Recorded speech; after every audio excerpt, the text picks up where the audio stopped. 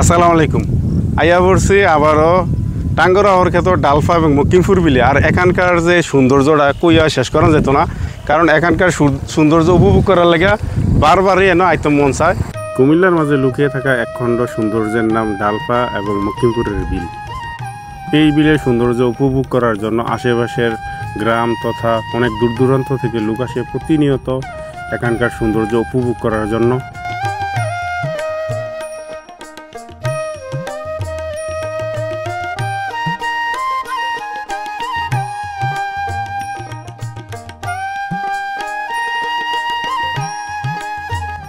এই বিলের সৌন্দর্য মনোমুগ্ধকর, একবার যে আসে বারবার এখানে আসতে মন চায়।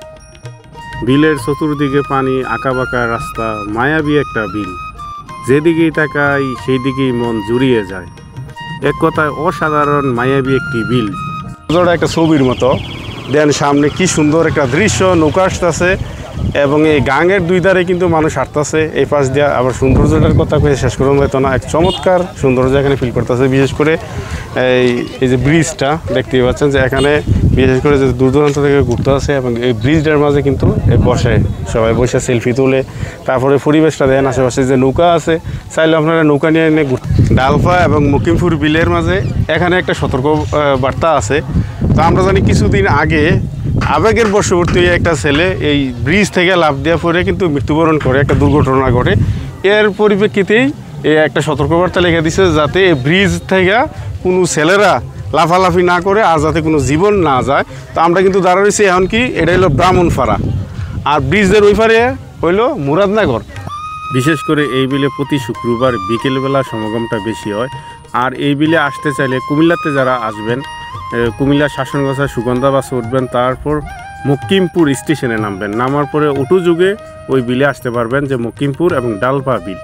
তাছাড়া যারা ব্রাউনবাড়িয়া থেকে বা কুটি চমনিস থেকে আসতে যাচ্ছেন, তারা আপনি কুটি থেকে সেম নিউ সুগন্ধা বাসে উঠবেন এবং মকিমপুর স্টেশনে নামবেন এবং অটো যুগে মকিমপুর এবং ডালফার বিলে আসবেন।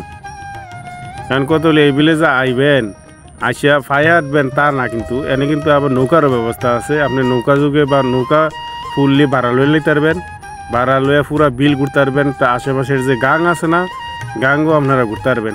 তাছাড়া চা কফিরও ব্যবস্থা আছে, বিভিন্ন ছোটোখাটো দোকানপাটও আছে।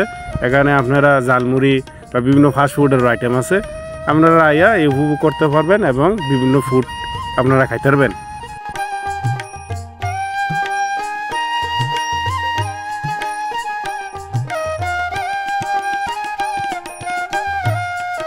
কুমিল্লা উত্তরের মাঝে এটা শুধু বিল নয়, মানুষের আবেগ, ভালোবাসা, স্মৃতি অনেক কিছু জড়িত এই ডালফা মকিমপুরের বিলের মাঝে।